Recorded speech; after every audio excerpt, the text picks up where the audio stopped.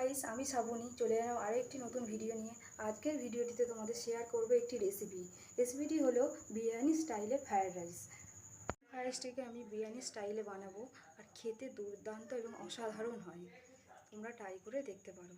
চলো কথা না বাড়িয়ে রেসিপিটি তোমাদের সাথে শেয়ার করি। দেখো বন্ধুরা, এখানে আমি ফ্রায়েড রাইসটি বানানোর জন্য সমস্ত উপকরণ সাজিয়ে নিয়েছি। আছে 500 গ্রাম মতো ফ্রায়েড রাইসের চাল, আছে 3টি বড় সাইজের কেটে রাখা গাজর, একটি বড় সাইজের ক্যাপসিকাম কাটা আছে, বিনস কাটা আছে, চিনি আছে, কাজু আছে। আমি কিশমিশটা রাখিনি, আমার কিশমিশটা ঠিক ভালো লাগে না।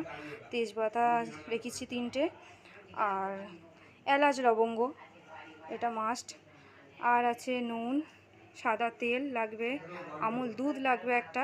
আর যেটাতে আমরা একদম অনুষ্ঠান বাড়ির মতো বানিয়ে নিতে পারবো ফ্রায়েড রাইসটিকে, হচ্ছে ফ্রায়েড রাইস মশলা। আর এখন আমি চালটাকে ভিজিয়ে রাখবো 20 মিনিট মতো। এখন চালটাকে ভিজিয়ে দিচ্ছি, এটা 20 মিনিট মতো ভিজিয়ে রাখবো, তোমরা দেখতে থাকো। আর এখন দেখো বন্ধুরা, আমি গাজরটা ভেজে নিচ্ছি, একটু হালকা হালকা ভাজবো, তারপরে এটাকে তুলে রাখবো, তারপরে তোমরা দেখতে থাকো। হয়ে গেছে, এবার তুলে নিচ্ছি। এটাকেও সেম হালকা ফ্রাই করে তুলে রাখবো। এটাও হালকা ভাজা হয়ে গেছে, এবার তুলে রাখবো। দিয়ে দেবো ক্যাপসিকাম, এটাকেও সেম একইভাবে ভেজে নেব।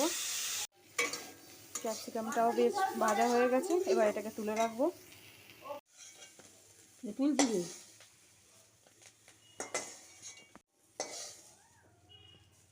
সমস্ত উপকরণ ভাজা হয়ে গেল, আর এখানে সমস্ত উপকরণ ভেজে তুলে রেখেছি। এখন গাজর, ক্যাপসিকাম, বিনসই পাওয়া যাচ্ছে, শীতকাল হলে এটা বেশি অনেক রকম সবজি দেওয়া যেত। এখন এ কটা উপকরণ ভেজে তুলে রেখেছি, এবার ফ্রায়েড রাইসটি রেডি করব, আপনারা দেখতে থাকুন। আর এখন রাইসটা বানানোর জন্য আমি গ্যাসে হাঁড়ি বসিয়ে দিয়েছি, এতে দিয়ে দেবো 2টো তেজপাতা, আর দেবো একটু সাদা তেল।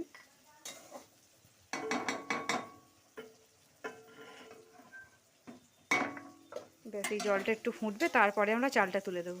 ভিজিয়ে রাখা চালটি এবার তুলে দেবো। জলটা ফুটে গেছে, এবার চালটা তুলে দেবো। লবঙ্গ, দারচিনি এগুলো সব দিয়ে দিলাম। ভাতটা এবার হয়ে গেছে, তোমাদেরকে দেখাবো। দেখো কত সুন্দরভাবে ভাতটা ভিজিয়ে রাখার জন্য ভাতটা কত সুন্দর হয়েছে।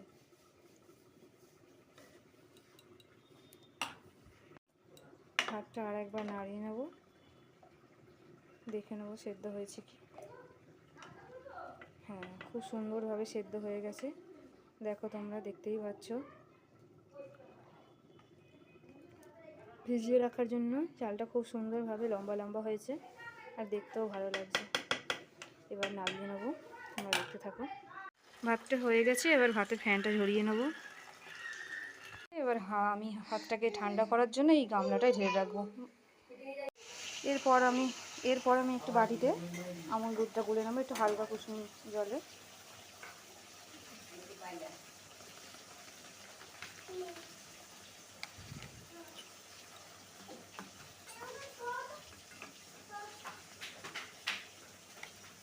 এটা পরিমাণ মতো আপনারা বুঝে দেবেন।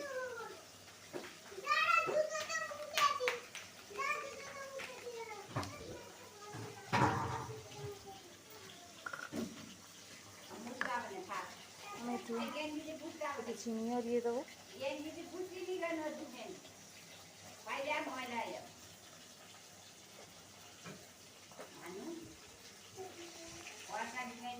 আর এতে দেবো একটু কাওড়া জল, দেখতেই পাচ্ছেন। যে ভাতটা ঠান্ডা করতে দিয়েছিলাম, অনেকটা ঠান্ডা হয়ে গেছে, এবার বানাবো সেই বিরিয়ানি স্টাইলে ফ্রায়েড রাইস। দেখুন, প্রথমে হাঁড়িতে একটু ঘি মাখিয়ে নিলাম, এবার আস্তে আস্তে ভাতগুলো দিতে থাকবো।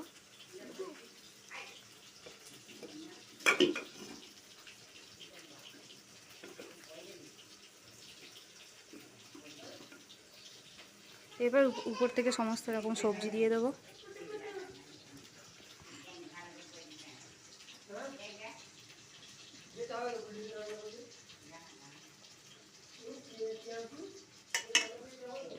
এবার যে আস্তে উপর দিয়ে সেই যে দুধটা গুলে রেখেছিলাম ওটা দিয়ে দিলাম।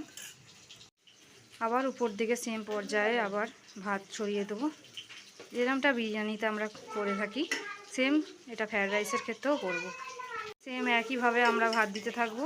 এইভাবে পুরো ফ্রায়েড রাইসটা রেডি করে নেব। এরপর সমস্ত সবজি হাঁড়ির উপরে দিয়ে দিলাম। ফ্রায়েড রাইস মশলাটাও দিয়ে দিলাম। এবার কেওড়া জলটা একটু উপর থেকে হালকা করে ছড়িয়ে দেওয়া হবে। এবার কেওড়া জলটা একটু হালকা করে ছড়িয়ে দেওয়া হবে। যেহেতু এটা বিরিয়ানি স্টাইলে ফ্রায়েড রাইস তৈরি হচ্ছে, তাই এটাকে 10 মিনিট মতো লো ফ্লেমে বসিয়ে রাখবো গ্যাসে। তারপর রেডি হয়ে যাবে বিরিয়ানি স্টাইলে ফ্রায়েড রাইস। 10 মিনিট পর এটাকে আমরা খুলে দেখলাম। এবার গ্যাসটাকে একটু অফ করে দেবো।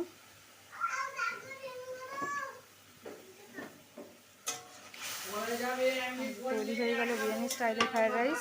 এবারে তৈরি হয়ে গেল বিরিয়ানি স্টাইলের ফ্রায়েড রাইস।